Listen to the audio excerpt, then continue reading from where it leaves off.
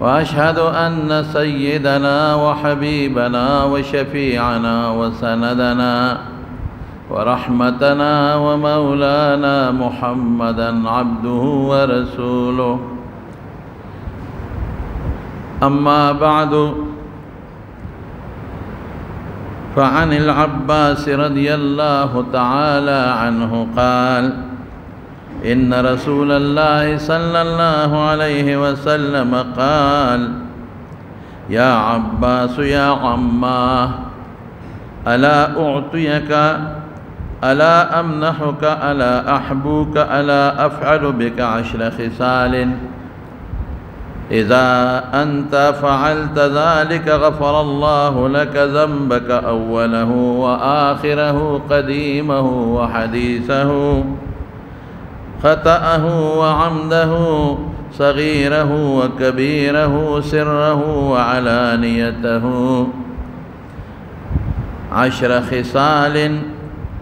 أن تصلي 4 ركعات أن تقرأ في كل ركعة فاتحة الكتاب والسورة،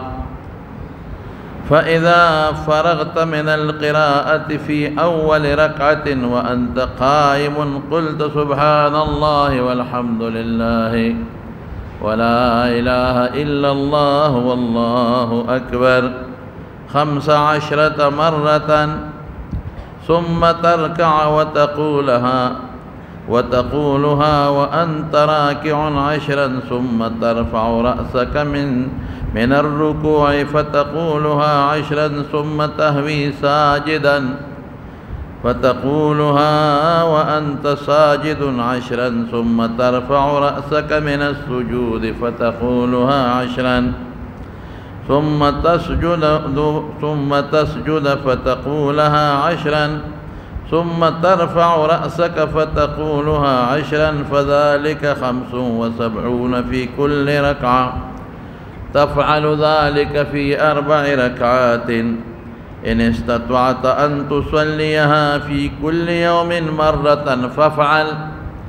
فإن لم تفعل ففي كل جمعة مرة، فإن لم تفعل ففي كل شهر مرة، فإن لم تفعل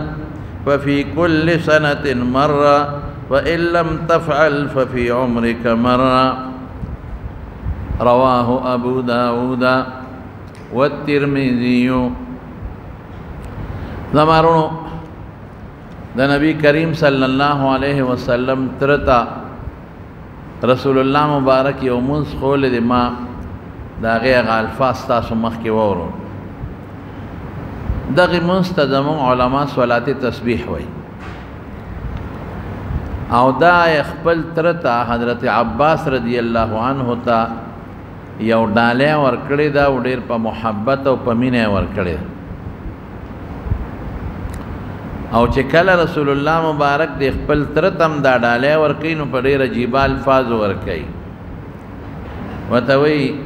اے عباس دا عبدالمطلب زویا، اے زما تر یو تحفہ ندر کو دا سے شوق والا پیدا کئی، یو ڈالے ندر کو، یو بہتر چیز ندر کو، ستا دا مستقبل دا خیر و دا برکت یو شی ندر کو، او بیا وتا رسول اللہ مبارک فرمائی کدا دے وکو نو رب العالمین بدتا اول و آخر زاڑا و نوی پٹا و خکارا واڑا و لوی او قصدن دی کم غلطے کڑی او پا خطا دی کمی کڑی دا ټول برات رب العالمین معاف کی. او زمارونو حضرت عباس رضی اللہ تعالی عنہ دا رسول اللہ مبارک ترو او تر دا انسان دیر خوخی دا حضور پاک و عام مسلمان سر خیر خواہی وا. رسول اللہ مبارک کو دا ټول مخلوق دا پار رحمتو، بیا ټول مسلمانان نبی علیہ السلام تا دا دین پا مسئلو کی یو شانو، لیکن بعضی چیز یو انسان زړه یو وخت کې یو رشتہ دار وویني نو زړه روچت شي رحم یې پې پیدا شي نو هغه سره ډېر د مینې په انداز خبره کوي او د مینې تحفه وله ورکوي نو حضرت عباس د رسول الله مبارک هغه تره دی چې د نبي علیه السلام د سره ډېر محبت او ډېره مینه وه کله چې حضور پاک مدینې ته هجرت کوو او د مدینې انصارو سره بیعت کوو په مینا کې د یو غونډۍ شاته نو دا عباس ولاړو نو د مدینې خلکو ته وایي چې تاسو خو زما د ارواره زمانه بوځئ دلته اگر چې دله تکلیفونه میلاویږي او دلته سختۍ میلاویږي خو یو قوم یې شته په هغې دی مضبوط دی درون قوم یې دی د قوم د وجې دته څوک غږ نشي کولی نو کدی تاسو بوت او دته چا څه نقصان ورسو نو ګورئ دا تاسو چې کم خلک ناست یې زه به ستاسو نه تپوس کوم او د زړه نه پټ مسلمانو بدر کې دی د کافرانو په صف کې ولاړو هغوی سره وتیو نو گرفتار شو او یا قیدیان بدر کې گرفتار شوي یو پکې دیو چې کله گرفتار شو نو د قیدیانو متعلق بیا دا فیصله وشو چې دوه درې کسان په یو کوټه کې ځان سره انصار بوځي د مدینې خلک او ځان سره دیره کې نو دوی یې د لاسونو نه تړلي وو خپې چاته زنځیرونه اچولي وو چې ونه تښتي اتفاق دا و چې دا حضرت عباس په هغه کور کې دیره و چې د نبي علیه السلام او د ده د کور منځ کې یو دیوال و نو ام المؤمنین فرمایي چې رسول الله مبارک ټوله شپه خوب نه دی کړی کله به دننه کېده او کله به بار کېده کله به دننه کېده او کله به بار کېده ما چې خدای څه چل دی چې حضور پاک له خوب نه ورځي وی پوه شوم چې د دیوال نه پورې غاړه کور کې حضرت عباس تړلی شوی دی او هغه زبیرګي کوله د هغه د زبیرګو د وجې رسول الله مبارک له خوب نه ورته نو پیغمبر علیه السلام کې خو انصاف و داسې به نه کول چې یو له سپارش وکړي او بل له نه کوي خپل سره ښه سلوک او بل سره بد سلوک دا نه نو زه پوه شوم نو هغه ګاونډي ته مې سوال جواب ولګي چې تاسو وګورئ عباس بیرګي کوي حضور پاک له خوب نه ورځي چې هغې وکت نو د حضرت عباس دا مټې سختې تړلې وې درد یې کاو نو هغې وله مټې لږې نرمې کړې رسۍ لږه ډیله کړه نو عباس بیرګې بند شو د هغې نه پس حضور پاک وده شو زما وروڼو بیا چې کله فدیه اخېسته هغې کې انصاف کړی دی ټولو ته یې وی فدیې راوړی جرمانه عباس ورته وی د الله رسوله ما سره خو نشته وی ته به خپله م ورکې د ارواره به دې م ورکې د عقیل دا د علي صاحب ورورو دیم په جنگ کې نیولې شوی و د کافرو طرف ته دغه وخت کې ولاړو خپله به م ورکې د هغه به م ورکې وی ما سره کم دي وی نشته وی نه وی چې ته کله راتلې جنگ له نو تا خپلې ښځې ام الفضل له بټوه ورنه کړه تا ورته ونه وی چې که جمدې رالم واپس به یې راکړې او که زه مړ شوم نو دا به ستا او ستا د بچو شي نه دې ده ورکړې وی ورواره قسم په الله چې د الله رسول یې وی د دې بټوې نه یو زه خبر یم یو مې ښځه خبر ده او دا یې تا راته وی معلومیږي دا چې ته م الله په دې خبر کړی نو بیا ترې ډبل فدیه واخېسته مینه یې ورسره څومره وه بس صرف یو دوه مثاله در کوم یو ځل حضرت عباس راغی او لږ غوندې پیغمبر علیه السلام ته شکایت وکړو وی د الله رسوله موږ سره خلک هغه مینه نه کوي چې کومه پکار ده پکار خدا را د پیغمبر ترې چې ما سره خلک ډېره مینه وکړي زر لاړو رسول الله مبارک په ممبر کېناست او صحابو ته تقریر وکړو ویې فرمایل خلک خبردار عباس زما تره دی او تاسو ته پته ده چې تره څوک عم الرجل سن و ابي تره د پلار په ځای که چا دې خفه کړ زه خفه کړم چې زه خفه کړم الله خفه کړ چې الله خفه کړ جهنم ته به غورځېږي چې چا دې خوشحاله کړ زه خوشحاله کړم چې زه خوشحاله کړم الله خوشحاله کړ چې الله خوشحاله کړ خوشحالي او جنتونه به ولا الله ورکړي هغې نه پس به صحابه د سره ډېر احترام او ډېر قدر به کوو دا نه مخکې به هم کوو خو د ده خیال دا د انسان بعضې وخت کې دا خیال چې زما جوړ دوی هغه محبت نه ساتي او ډېره ناشنا یو واقع درته وایم بیا درته دا لمونځ ښیم د حضرت عمر فاروق رضی الله عنه زمانه وه نو د خلکو د کورونو ناوې به جومات ته وې لومبۍ زمانه وه د خلکو کوټې وي جومات طرف ته چې د چا کوټه وه نو ناوه جومات ته وه هغه اعلان وکوي دا ناوې مو واړوې بل طرف ته د کوټو اوبه خپل انګڼو طرف ته کې ځکه چې دا باران شي او دلته ناوې رابېږي نو مزدګارو ته تکلیف دی واقعي خبره جوړه ده نو خلکو اوس خپلې ناوې وسپړدلې او خپل لیوونه تازه کړل او د کوټو اوبې انګړو طرف ته واړولې حضرت عباس رضی الله عنه ناوه ونه لقوله نو چې حضرت عمر رضی الله عنه راغی ویې کتل نو امیر المؤمنین دی د امیر المؤمنین حکم خو به منې قرآن کې الله و یطیع الله و اطیع الرسول و اولی الامر منکم د خدای او د رسول او د بادشاه حکم به منې او خو امیر المؤمنینو نو چې هغه وکتل چې ټولو خلکو عمل کړی دی او عباس نه دی کړی نو غصه شو نو چوکۍ راواغېسته هغه ناوې پې وواله او ښکته یې وغورځوله وي دا ولې د ناوه نه ده اړولې نورو خلکو عمل وکړه سبا به خلک وایي چې د یو کس سره یو شان انصاف دی نورو سره بل شان انصاف نو چې عباس راغی نو خفه شو وی امیر المؤمنین زما ناوه دی ولې وغورځوله وته وی تا ولې عمل ونکړه نورو خلکو وکړه وی ما ځکه ونه وغورځولې امیر المؤمنین زیاتې دی وکړه غلطي دی وکړه دا ناوه ما ته رسول الله مبارک په خپله لګولې ده وی قسم دی چې دی دلته ما کوټه جوړوله په خپله راوخته او دلته یې ناوه ولګوله او خټه مبارکه خټه یې په خپل لاس مبارک راواخېسته او دلته یې لګولې ده بس عمر په ژړا شو خو دا خو مانه غلطي شوې دا خو مانه زیاتې شوې دی دا ناوه به زه په خپله ټیک کوم نه دواړه لږ غوندې په دغه کې شو یو بل سره لږ تیز شو عمر وی نشي کېدی عباس ما زیاتې کړې ما ته دا پته نه وه چې دا د رسول الله مبارک د لاس ناوه وه وی اوس به دا داسې نه لګو ته به د ما په اوږو درېږې اوچتېږې به او خټه به زه در کوم او دا ناوه به پس به لګې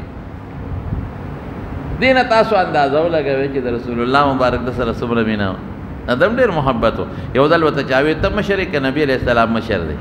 عمر کې لږ فرق و ترې خو عمر کې فرق و وی انا اسن و هو اکبر وی په عمر کې خو دې زه زیات یم 2 کاله ته مشر یم خو مشر هغه دی ګورئ عمر زما زیات دی او مشر رسول الله مبارک دی نو هغه ته دا د صلات تسبیح چل ښولی دی او ورته فرمایلی دي نبی کریم صلی الله علیه وسلم چې یا عباس ای عباسه یا عما ای زما تره الا اعطیکا تا ته یو ډالۍ نه در کوم یو شی نه در کوم دا شوق پیدا کوي الا امنحک الا احبوک تاله یو تحفه نه در کوم تاله یو هدیه او یو بهترین شی د فایدې نه در کوم الا افعل بك 10 خصال تا باندې هغه مونځ نه کوم چې هغې کې لس تسبیحات ویلې کېږي یا علما په دې حدیث کې لږ تقدیر کړي تاسو ته خو زه هغه نه ویم داسې شی درته نه ښیمه چې لس ګناهونه ختم کړي دې کې به تقدیر بیا ږدو اذا انت فعلت ذلك غفر الله لك ذنبك کدا کار دی که الله به دې ګناه وبخي اوله واخره لومبی به مو بخي وروستی به مو بخي د لومبی او د وروستنی بیا علما زموږ د طالبانو ته لږ تفصیل کوو چې دا لومبی او اخر په کم نسبت دی خو تاسو ته د هغې ضرورت نشته خو زموږ د طالبانو ته مونږ وایو چې کله دا ذکر شي استیعاب مرادي اول اخر قدیمه و حدیثه زړه او نوې خطأه و عمده که په غلطۍ د نه شوي که په قصد کړي صغیره و کبیره که وړی که غټی سره و علانیته دا ګناه که پټه ده او که ښکاره ده 10 خصال بعض علما تقدیر دی چې تکفر 10 خصال لس ګناهونه به ختم کی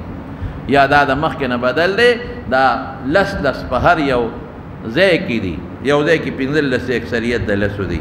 ان تصلي 4 رکعات 4 رکعاته مونځ به وکړې ښه د حدیث په دې معنا لږ ځان پوه کړي 4 رکعاته مونځ به وکړې دا به د نفلو نیت وتړئ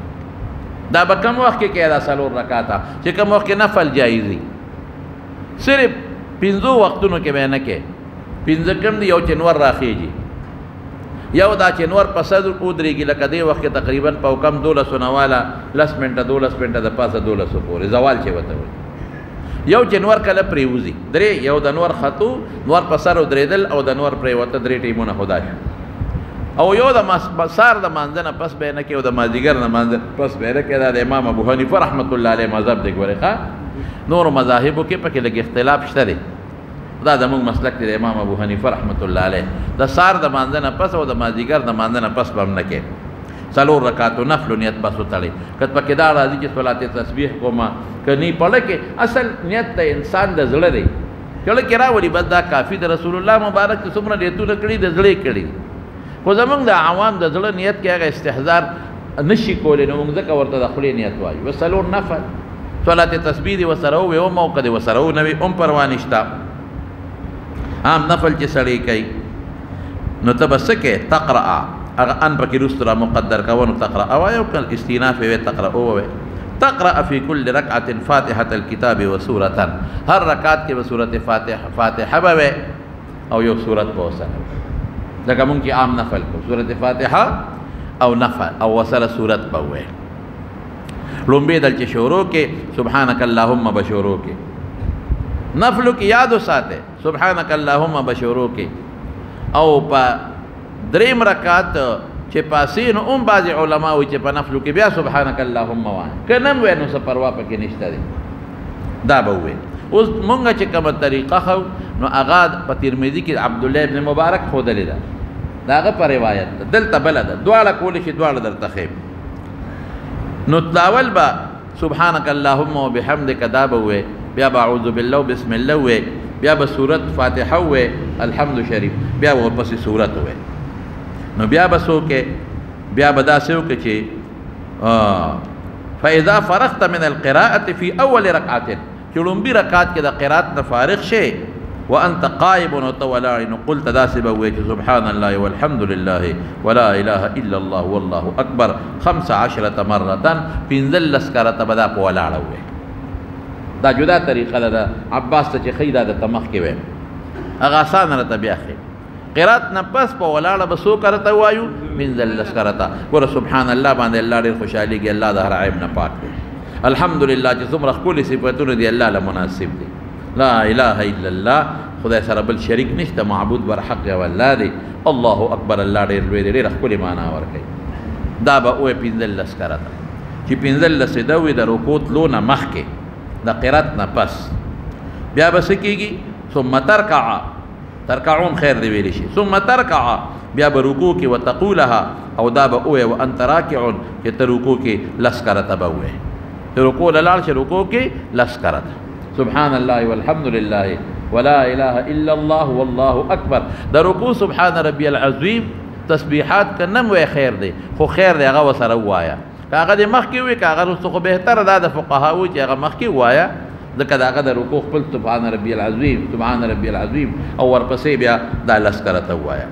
ثم ترفع رأسك من الركوع بیا د رکوع نه سر پورته کا فتقولها 10 نو لس بیا وایا رب سمع الله لمن حمد ربنا لك الحمد اغينا پس بلس کرته وي ثم تهوي ساجدا فتقولها وانت ساجد 10 بیا سجدې لاړ چې سجده کې لس وایا لاول د سجدې خپل تسبیحات وایا سبحان ربي الاعلى بیا بلس دوي ثم تسجد ثم ترفع رأسك من السجود فتقولها 10 بیا بسر د سجدې نه پورته کې جلسه چې وته وي نو لس کرته به وي سبحان الله والحمد لله ولا اله الا الله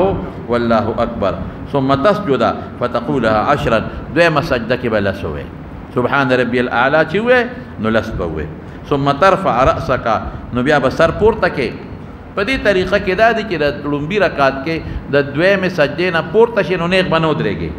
لږ به کښېنئ په په لومبي رکعت کې د دویمې سجدې نه چې پورته شي نیغ به نه ودرېږي لږ به کښېنئ نو لس کرته به ووایې فذلك 75 في كل ركعة په هر رکعت کې 15 ویا شو تفعل ذلك في 4 ركعات سلور رکعاتو کې دا وکړه ان استطعت ان تصليها في كل يوم مرة فافعل بك طاقت تیر د روزانه نو روزانه کا ګوره روزانه کا او فافعل فان لم تفعل ففي كل جمعه مره او که روزانه نشو کولی نو هفته کې یو ځل کوه. بل رسول الله مبارک د هفتې اسبوع په دې جمعه لفظ استعمال کړه. نو علما لیکي دی لفظ نه دا معلومیږي چې جمعې ورځ ډېره بهتره شوه. فإن لم تفعل قد جمعه کې نشي کولی هفته کې ففي كل شهر مره نو میاشت کې یو ځل وکړه. فإن لم تفعل او که داسې دې نشو کولی میاشت کې نشي کولی ففي كل سنه مره کال کې یو ځل وکړه. فإن لم تفعل او که داسې دې نشو کولی ففي عمرك مره نو په عمر کې یو ځل وکړه. دا حدیث په ابو داود شریف کې دی او علما لیکي چې دا ثابت حدیث دی چې یو راوی دی موسی ابن عبدالعزیز، لیکن داغه متعلق علماء لیکلي دي یحیی ابن معین، نسائی، علامه زرکشی چې هغه مضبوط راوی دی، ثقه دی، ضعیف نه دی، حدیث صحیح دی. بهر کې بعض علما د حسن د مرتبه وته وي، فضایلو کې دا حدیث نو فضایلو کې کمزور حدیث می نو پاغي علما عمل کوي. او حسن وتا اکثر علما ویلي دي او صحیح وتا علما ویلي. درونو څنګه شو دا طریقه چې دا ما تاسو ته کوموي دا د سبحانك اللهم بوي او بیا به سورته فاتحه او سورت بوي نو پنځل لس کرته به د رکوع نه مخکې په ولاړ وي. یاد بشي بیا لس په رکوع کې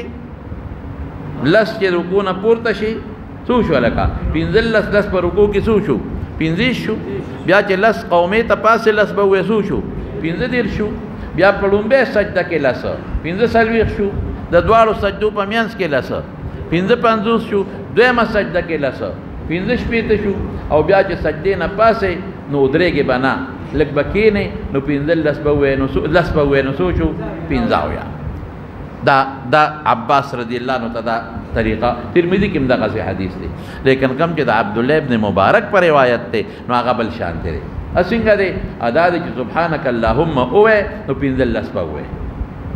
عام زمو علما دا خي سبحانك اللهم چې وې نو صوبه وې 15 به وې. ٹھیک شو. نو بیا په ولاړه د قرات نه پس بل شوې نو سو شو شمیره رکوع نه مخ کې 15 شو. نو رکوع کې لسه نو 15 شو. نو رکوع نه چې پاسه لسه نو 15 شو. ٹھیک ده ها 15 شو. نو لومبه سجده کې لسه نو 15 نو سجده نه چې پورته شي لسه 15 پېته نو په دویمه سجده کې لسه نو 15. فرق څه شو؟ فرق دا دی چې هغه کې دویمه سجده نه پورته شي نو لس پوي. دلته هغه لسه د قرات نه پس ځای لرالل. هغه لس کم ځای لرالل د قرات نه پس او د قرات نه مخ کې په لومبه طریقه کې 15 هغه 15 درکات لومبي سره لراله. ستا خو خرج څنګه دی خو هغه کوا 300 پوره کېږي. خو کته د قرات نه مخ کې وې نو په لومبي دل سبحانك اللهم نه پس وې. په دویم رکعت کې سبحانك اللهم ضرورت نشتا نو فاتحین بسم الله نه مخ کې به وې. دریم رکعت کې سبحانك اللهم وې لا خدا کوونه ویم پروا نشتا نو بیا به د قرات نه مخ کې وې 15. تلورم کې بیا 15 د قرات نه مخ کې او شمیره بسنګا نو د شمیره لپاره سو ګلاس کې تسبیح ګرځي نه ضرورت نشتا. په خپل شمیره لیکيږي چې تا لاس تړلې پسینه باندې یو ګوتې له زور ورکاوه کنه یو ګوتې له زور ورکاو بیا بل لا بیا بل لا بیا بل لا بیا بل خلاص 15 ګوتو له زور بیا بل لا پاسانه شو. او کلاس دی اویزان دی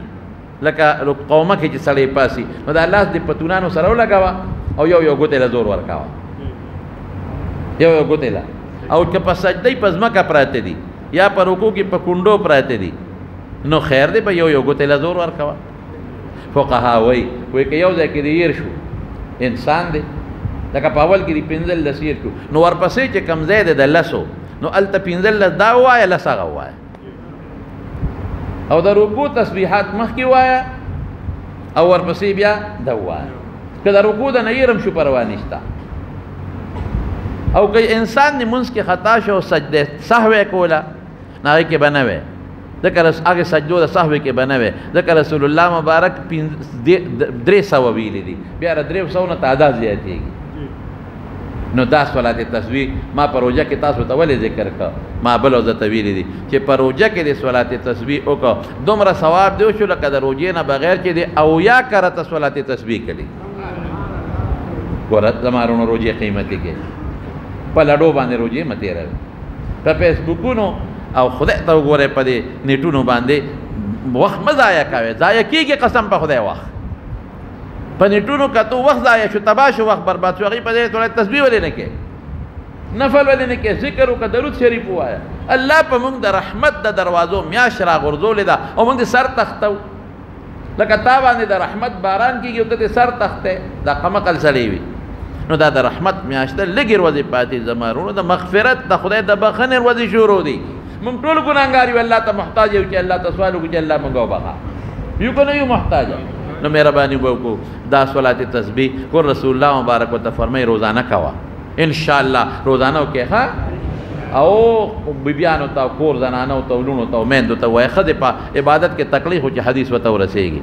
ما ځکه د الفاظ د حدیثو درته ووایي نو زنانو ته مو وایه یو یو او په لږ په قلاره کوي بڼې مو وهئ. بعضې فقها وایي چې یو ځای کې ورسره لا حول ولا قوة الا بالله هم راغلی دی، نو که یو کرت دی ورسره وي نو ښه ده، او که نه وي هم پروا نشته. نو دا صلات تسبیح طریقه ده. که بیا هم د چانه طریقه خطا شوه نو په خپل جومات کې د خپل امام صاحب نه، د خپل عالم صاحب نه دا طریقه زده کړه. که لومبۍ طریقه یې راته وښودو، که دویمه دې کې څه اختلاف مه لرئ، خپل عالم صاحب نه برای تسبیح طریقه زده کړئ او په دې کې خیر انشاءالله العزیز عمل به کوو. بس اخیري یو خبره بله کومه ده، مونږ خو یې په وکم به مونځ کوو، خو وخت رانه لاړ، لږ تېر شو. دا دی چې د اعتکاف ورځې شپې را روانې دي، غالبا بله جمعه به د اعتکاف نه وروسته راځي.